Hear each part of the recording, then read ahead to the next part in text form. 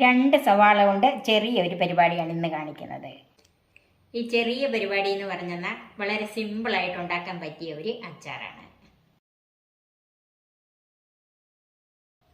Hi, എല്ലാവർക്കും നമസ്കാരം. എല്ലാവരെയും കുക്ക് വിത്ത് സോഫിയിലേക്ക് സ്വാഗതം ചെയ്യുന്നു.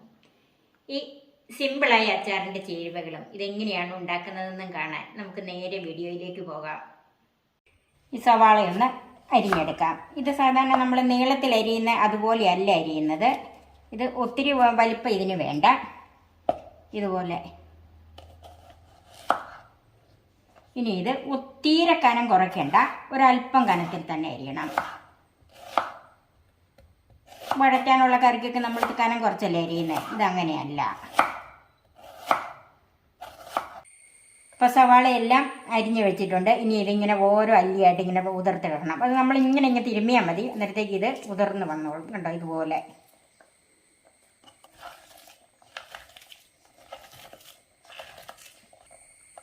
ഇപ്പം മുഴുവൻ സവാള അങ്ങനെ വന്നിട്ടുണ്ട്. നമുക്ക് ഒരു പാത്രത്തിലേക്ക് മാറ്റി വെക്കാം.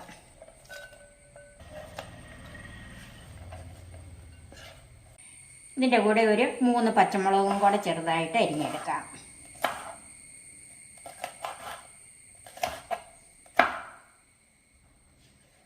ആ പച്ചമുളക് ഇതിൻ്റെ കൂടെ ചേർക്കാം.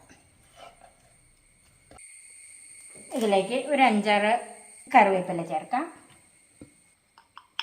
ഇതിനാവശ്യത്തിനുള്ള ഉപ്പ് ചേർക്കാം.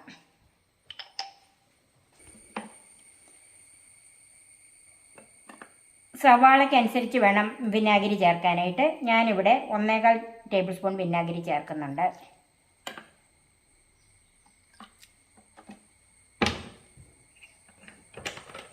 ഇതെല്ലാം കൂടെ ചേർത്ത് നന്നായിട്ടൊന്ന് മിക്സ് ചെയ്യണം.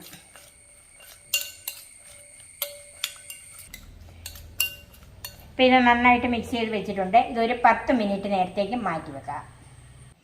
സവാള റെസ്റ്റ് ചെയ്യാൻ വെച്ചിട്ട് ഒരു 10 മിനിറ്റായി. ഇനി നമുക്ക് എണ്ണയൊക്കെ ഒന്ന് ചൂടാക്കിയെടുക്കാം. ഞാനിതിന് നല്ലെണ്ണയാണ് ഉപയോഗിക്കുന്നത്. ഒരു 3 ടേബിൾ സ്പൂൺ നല്ലെണ്ണ ഒഴിച്ചിട്ടുണ്ട്. ഇത് വെളിച്ചെണ്ണയിലും ചെയ്യാം, പക്ഷേ എന്നാലും രുചി കൂടുതൽ നല്ലെണ്ണ ചെയ്യുമ്പോഴാണ്. നല്ലെണ്ണ നന്നായിട്ട് ചൂടായിട്ടുണ്ട്. അതിലേക്ക് കടുക് ചേർക്കാം. 1/2 ടീസ്പൂൺ കടുക് ചേർക്കാം.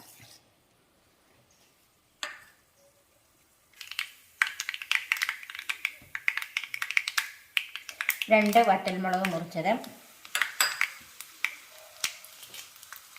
കുറച്ച് കറിവേപ്പിലയും കൂടെ ചേർക്കാം.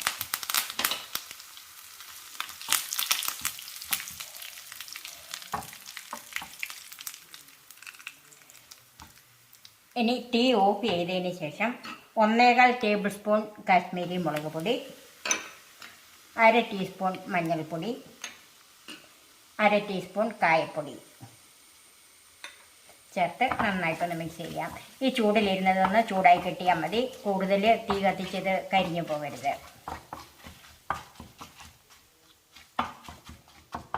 ഇപ്പം മുളക് പൊടിയുടെയൊക്കെ പച്ചമണം മാറി ഒന്ന് കളർ മാറിയിട്ടുണ്ട്. ഈ ചൂടോട് കൂടി തന്നെ ഈ മുളക് പൊടിയെല്ലാം കൂടി സവാളയിലേക്ക് ചേർക്കണം.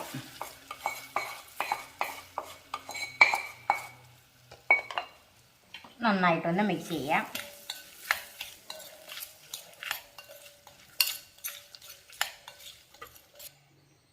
സവാള അച്ചാർ റെഡിയായി.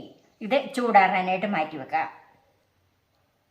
വളരെ സിമ്പിളായിട്ട് തയ്യാറാക്കാവുന്ന അച്ചാർ റെഡിയായി. ഇത് ഒരു തണുത്തതിന് ശേഷം 2 ദിവസം കഴിഞ്ഞ് ഉപയോഗിക്കുന്നതാണ് ഏറ്റവും നല്ലത്. നമ്മുടെ മാങ്ങ അച്ചാറും നാരങ്ങാച്ചാറും ഒക്കെ തോറ്റുപോകും. അതുപോലെ രുചിയുള്ള ഒന്നാണ് സവാള അച്ചാർ. ഇത് നിങ്ങൾ തീർച്ചയായും തയ്യാറാക്കി നോക്കണം. നിങ്ങൾക്ക് എല്ലാവർക്കും ഇഷ്ടപ്പെടും. എൻ്റെ ഈ ചാനൽ സബ്സ്ക്രൈബ് ചെയ്യാനും എൻ്റെ ഫേസ്ബുക്ക് പേജ് ലൈക്ക് ചെയ്യാനും ഷെയർ ചെയ്യാനും കമൻറ്റ്സ് അറിയിക്കാനും മറക്കരുത്. പുതിയ റെസിപ്പികളുമായി നമുക്ക് വീണ്ടും കാണാം. ഞാൻ സോഫി കുര്യാക്കോസ്.